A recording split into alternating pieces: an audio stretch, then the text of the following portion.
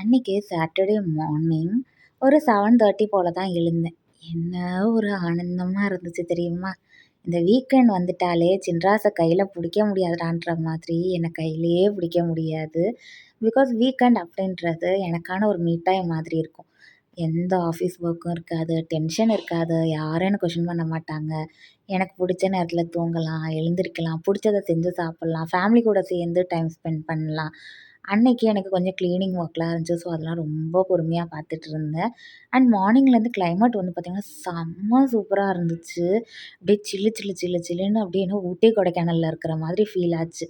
ரொம்ப க்ளூமியா இருந்துச்சு. அண்ட் கொஞ்ச நேரத்திலேயே பார்த்திங்கன்னா, சாரல் மழை ஸ்டார்ட் ஆயிடுச்சு. ஒரு 2 டூ 3 டேஸாவே எனக்கு, அம்மா, அப்பா 3 பேருக்குமே ஸ்வீட் கிரேவிங் இருந்துக்கிட்டே இருந்துச்சு.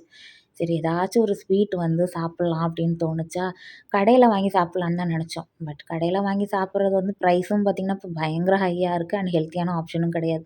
அதுக்காக கடையில வாங்கியே சாப்பிட மாட்டீங்களான்னு கேட்காதீங்க. கண்டிப்பா கடையில அடிக்கடி வாங்கி சாப்பிடுவோம். பட் வீட்லயே ஏதாச்சும் ஒண்ணு செஞ்சா எனக்கு வீடியோவுக்கும் கன்டென்ட் ஆகும். அண்ட் ஹெல்த்தியான ஒரு ஸ்வீட்டாவும் இருக்கும் அப்படின்னு யோசிச்சு ஃப்ரிட்ஜ ஓப்பன் பண்ணி பார்த்தா, ரொம்ப நாளா ஒரு வெள்ள பூசணி உள்ள உட்காந்தே இருந்துச்சு. சரி அத வச்சு ஒரு ஸ்வீட் செய்யலான்னு சொல்லிட்டு கடகடன்னு ஃபர்ஸ்ட்டு பிரேக்ஃபாஸ்ட் ஒர்க்க வந்து முடிச்சாச்சு. அன்னைக்கு பிரேக்ஃபாஸ்ட் ரொம்ப சிம்பிளா வந்து dosa and left over chutney தான். ஸோ கடகடன்னு முடிச்சுட்டு ஸ்வீட் செய்ய இறங்கிட்டேன்.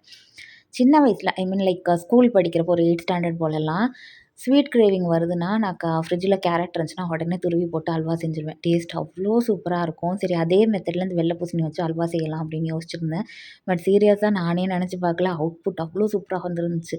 இந்த மழைக்கும், இந்த சூடான வெள்ள பூசணி அல்வாக்கும் அடிபொலியான ஒரு காம்பினேஷனா இருந்துச்சு.